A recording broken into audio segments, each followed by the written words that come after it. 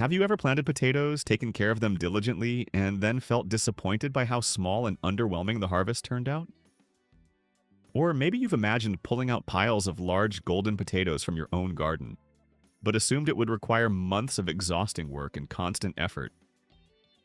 What if there were a surprisingly simple, almost hidden method that allows you to grow large, abundant potatoes without draining your energy or spending hours digging? In this guide, you'll discover a powerful potato growing approach that many gardeners quietly rely on to dramatically increase their yields while keeping maintenance to a minimum.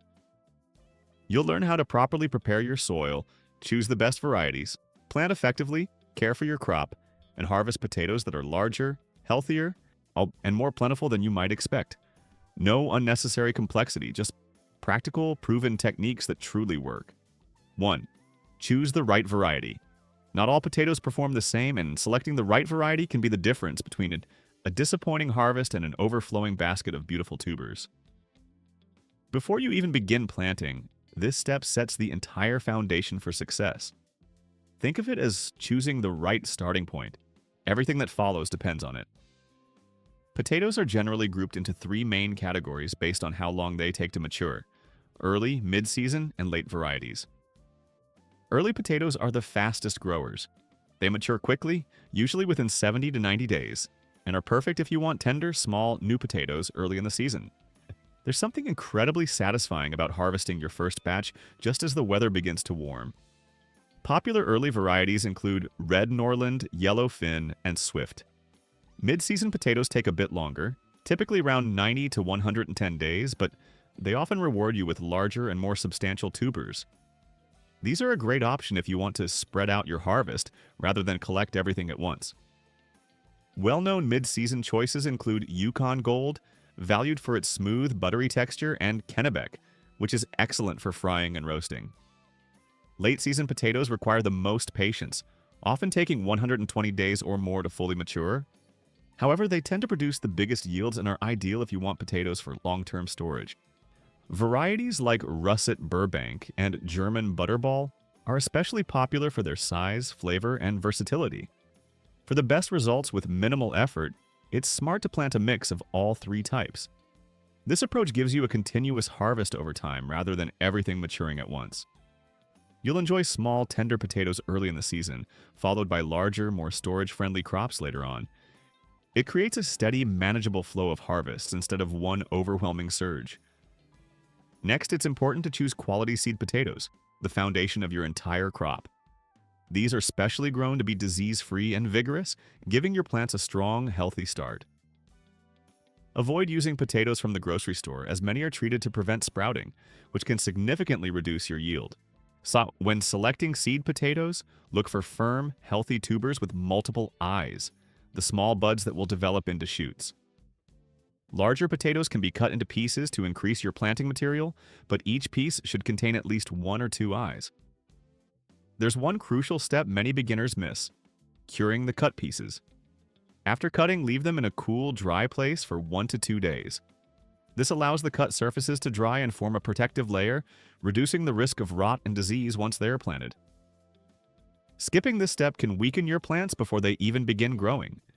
It's also worth considering your local conditions and how you plan to use your potatoes. Some varieties perform better in cooler climates, while others prefer warmer soil. Some are best for boiling in salads, while others are ideal for baking or frying. By matching the variety to your environment and needs, you're setting yourself up for a harvest that truly fits your goals. Choosing the right potatoes isn't just the first step, it's the foundation that determines everything that follows. With the right varieties in place, you're already well on your way to a larger, more successful harvest. 2. Prepare the soil the smart way. When it comes to growing potatoes, the secret isn't constant effort. It's creating the right conditions from the start. Potatoes aren't overly demanding, but they do follow one simple rule: give them the kind of soil they prefer, and they will reward you generously. They grow best in loose, well-draining soil that's rich in organic matter. Heavy clay soil can restrict growth, resulting in small, misshapen tubers. On the other hand, an overly sandy soil dries out too quickly, stressing the plants and reducing yields. The goal is to find the right balance: soil that holds enough moisture while still allowing air and roots to move freely. Start by loosening the top 12 to 15 inches of soil. If the ground is compacted, a broad fork can be extremely helpful. Insert it into the soil, gently lift and loosen, and repeat across the area. There's no need for aggressive tilling, which can actually damage soil structure and beneficial organisms. Think of this step as preparing a soft, supportive bed where roots can expand easily and tubers have room to grow larger. Next, enrich the soil with organic matter. Add compost, aged manure, or leaf mold to improve both fertility and structure. These materials feed the plants, support beneficial microbes, and help retain moisture without making the soil waterlogged. Avoid using fresh manure as it can damage young roots. For additional nutrients, consider mixing in bone meal or rock phosphate. These slow-release sources support strong root development and help tubers grow larger and healthier over time. One of the most effective techniques is planting in raised beds or mounds rather than flat ground. This simple adjustment can dramatically improve your results. Raised beds provide better drainage, reduce the risk of rot, and warm up faster in sunlight, creating ideal growing conditions. As your plants grow, you can gradually mound soil around the stems, a process known as hilling. This encourages more tubers to form and prevents them from being exposed to sunlight, which can turn them green and inedible. It also gives them more loose soil to expand into, resulting in larger, cleaner potatoes. To improve conditions even further, add a layer of mulch or shredded leaves on top. This helps maintain moisture, regulate temperature, and suppress weeds, all while reducing the need for constant maintenance. Another often overlooked factor is soil pH. Potatoes prefer slightly acidic soil, ideally between 5.5 and 6.5. If your soil is too alkaline, adding materials like sulfur or peat moss can help adjust it and reduce the risk of common diseases like scab. When everything comes together, loose soil, rich organic matter, proper drainage, and good structure, you create an environment where potatoes can thrive naturally. Instead of constantly managing your plants, you let the soil do most of the work. In the end, investing a bit of time in preparing your soil pays off in a big way. It reduces the need for ongoing effort and sets the stage for a harvest that's larger, healthier, and far more satisfying than you might expect. 3. Planting your potatoes the right way. Planting potatoes might seem straightforward, but the timing and method you use can make a huge difference in the final harvest. Potatoes prefer cool soil conditions but not freezing temperatures, so choosing the right moment to plant is essential. In most temperate climates, the ideal window is about 2 to 4 weeks before the last expected frost. This allows the soil to warm just enough for sprouting while avoiding damage from cold snaps.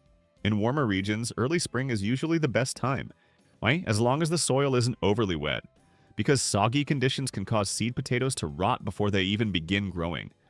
At the center of a successful crop are seed potatoes. These are either small whole potatoes or pieces of larger ones, each containing at least one healthy eye, the bud that will grow into a new plant.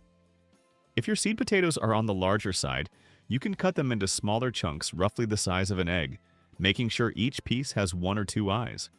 After cutting, it's important to let them dry out for 1 to 2 days. This step allows the cut surfaces to form a protective layer, reducing the chance of rot once planted. Next comes planting depth and spacing, 2 details that have a major impact on yield. Place your seed pieces about 4 to 6 inches deep in the soil, with the eyes facing upward. Each plant should have around 12 inches of space in all directions, giving the developing tubers enough room to expand. If you're planting in rows, keep them spaced 24 to 30 inches apart, so you can easily move between them later for hilling and harvesting without disturbing the plants. If you're using mounds, form a gentle hill about 6 to 8 inches high for each planting spot. This isn't just for appearance, it plays an important role in the plant's development. Mounds make it easier to add more soil later and encourage tubers to grow in loose, well-aerated conditions rather than compacted ground. Once everything is in place, cover the seed potatoes with light, rickly soil and water gently, just enough to settle the soil around them. Avoid heavy watering at this stage, as too much moisture can suffocate developing roots. Soon after, you'll notice small green shoots emerging from the soil, your first sign that the process is working. From this point forward, the real technique begins: gradual hilling and mulching. This is what transforms a basic potato patch into a highly productive system with surprisingly little effort. 4. The secret method, hilling and mulching. This is where many gardeners unknowingly limit their harvest. They leave the soil flat around their plants. While it may seem simpler, this approach restricts tuber development, exposes potatoes to sunlight, which causes them to turn green and bitter, and allows weeds to compete for nutrients. The real secret to growing large, healthy potatoes is simple. Keep covering the stems as they grow.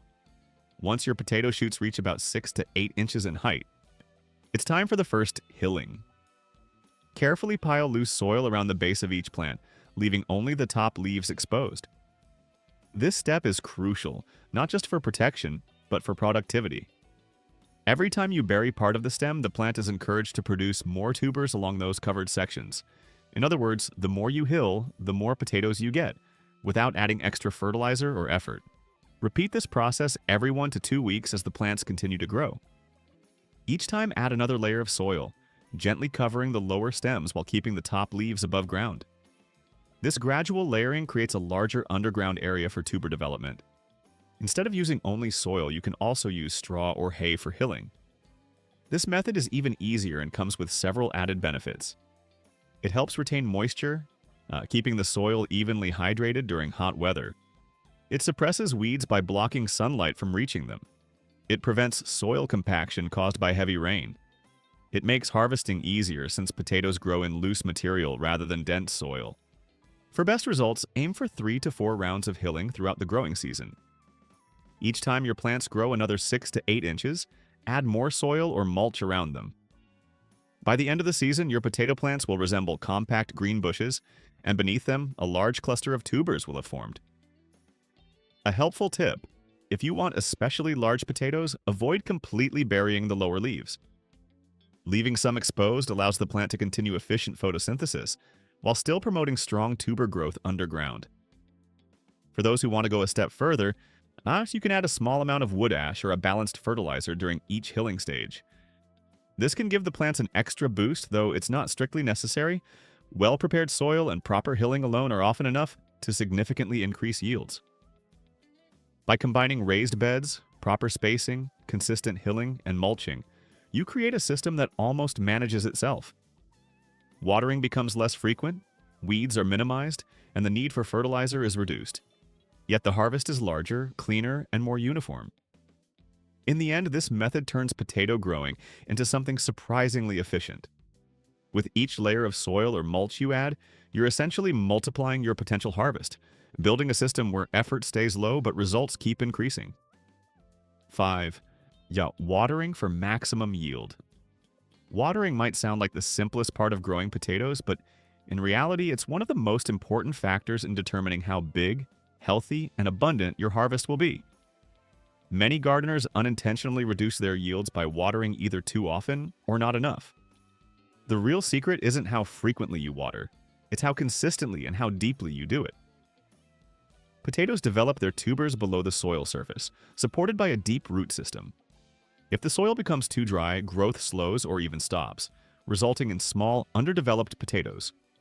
On the other hand, excessive moisture, especially water that sits in the soil, can lead to rot, disease, and weak, unstable plants. The goal is to find the balance: deep, steady watering rather than constant, shallow moisture. So what does that look like in practice? Instead of lightly watering every day, it's far more effective to give your plants a deep soak once or twice a week. This encourages roots to grow deeper into the soil in search of moisture, and deeper roots mean stronger plants, larger tubers, and better resistance to heat and drought. Think of it as building strength from below. The deeper the roots, the more productive the plant becomes. Timing also plays a major role. The most critical period for watering is when your potato plants begin to flower. Flowering is more than just a visual stage. It signals that tubers are actively forming underground. During this phase, the plant directs most of its energy into developing potatoes, and any lack of moisture can lead to problems like cracks or irregular shapes.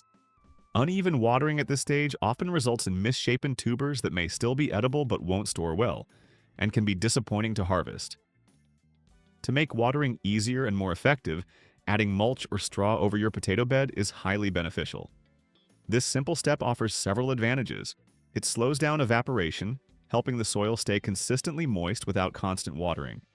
It stabilizes soil temperature, which is especially important during hot weather, when potatoes can become stressed. It reduces weed growth, limiting competition for both water and nutrients. As a general guideline, potatoes need about 1 to 2 inches of water per week, depending on rainfall and soil type. Sandy soils tend to dry out quickly and may require more frequent watering, while clay soils hold moisture longer but need to be monitored to avoid waterlogging. The best way to check is to feel the soil a few inches below the surface. It should be moist but not overly wet or muddy. How you water is just as important as how much. Try to avoid wetting the leaves since damp foliage can encourage fungal diseases such as blight. Instead, focus on watering at the base of the plant, directing moisture into the soil around the mounds or mulch. Drip irrigation or soaker hoses are especially effective because they deliver water slowly and directly where it's needed, without causing runoff or compacting the soil. If you're using straw or hay as mulch, there's a simple trick to make watering even more effective. Lightly moisten the top layer first so the straw can absorb water and help carry it down into the soil. After that, deeper watering once or twice a week is usually enough. This combination of mulch and deep watering creates a more stable, self-regulating environment where your potatoes can grow with minimal effort. One important principle to remember: consistency matters more than volume. It's much better to water moderately and regularly than to soak the soil heavily once and then let it dry out completely. Over time, steady moisture leads to larger, more uniform potatoes that are easier to harvest and store. A few quick tips to keep in mind. During hot or dry periods, check your soil more often. The top layer of mulch may look dry, but the soil underneath can still hold moisture. Always check below the surface. Avoid shallow, frequent watering as this encourages tubers to form near the surface, resulting in smaller and uneven potatoes. Mulch also protects developing potatoes from sunlight, preventing them from turning green and becoming bitter. When watering is done pravilno, your potato patch almost takes care of itself. Plants grow steadily, tubers expand underground without stress, and the risk of disease or damage is significantly reduced. Combined with proper hilling and mulching, deep, consistent watering becomes part of a simple but powerful system that produces large, healthy potatoes with surprisingly little effort.